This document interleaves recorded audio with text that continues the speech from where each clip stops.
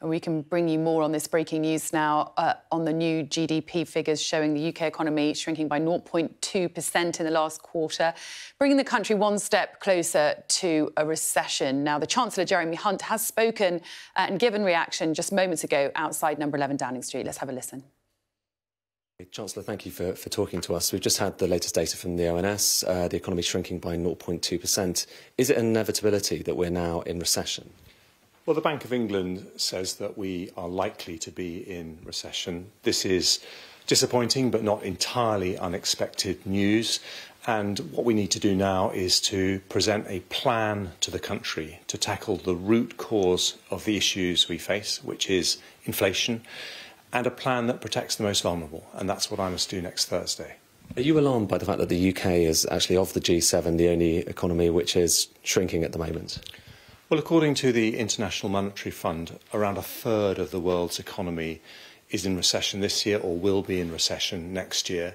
And that is principally, but not entirely, because of very high global energy prices.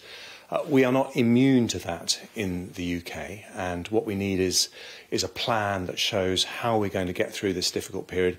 If it is a recession, how we make it shallower and quicker, so that we can protect businesses who are really struggling, as these figures show, but also give families some hope that we will get through to the other side with the most vulnerable people protected.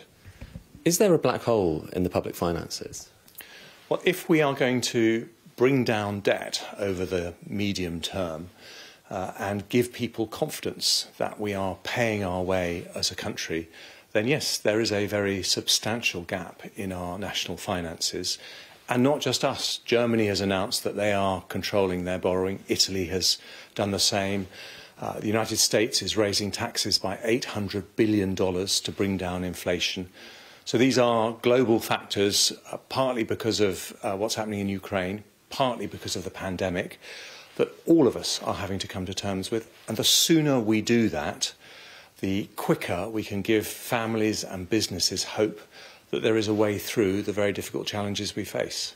But you would concede that it is, to some extent, a subjective thing. Whether there's a black hole or not depends on whether you want to follow particular rules. So it is up to you as to the size of that hole and the amount of contraction you need to impose.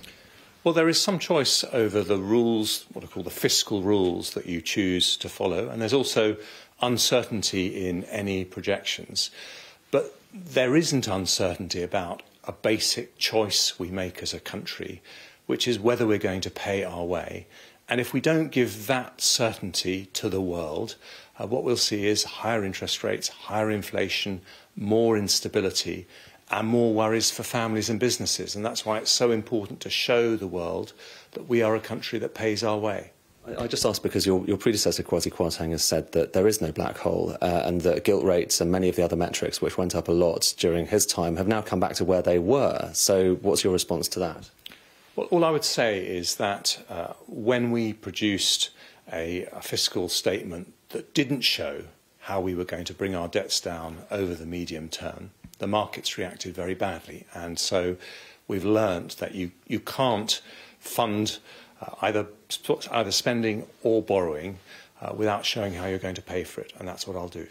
Nurses are calling for a 17% increase in their wages. Across the public sector, there's the risk of further strikes. In fact, the PCS are talking about it at the moment. Are you concerned about this being a winter of discontent? And what's your response to some of those calls for higher pay?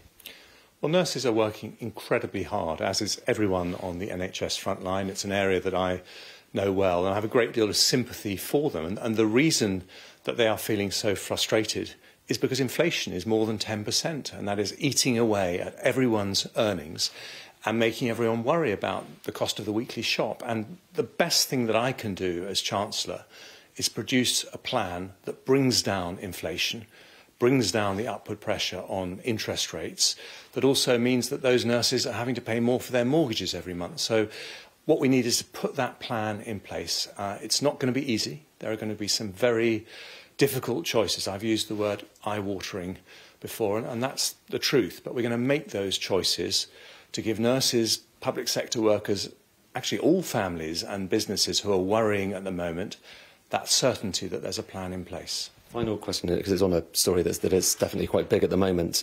Cryptocurrencies. There is a cryptocurrency exchange which has effectively collapsed in the US. The UK has previously said it wants to be the global hub for cryptocurrencies. Would you reconsider that, given what's happening in that space at the moment?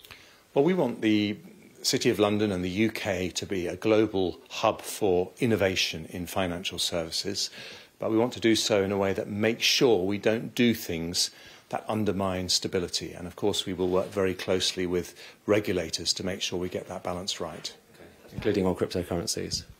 Including on cryptocurrencies. Chancellor, thank you very much. Thank you.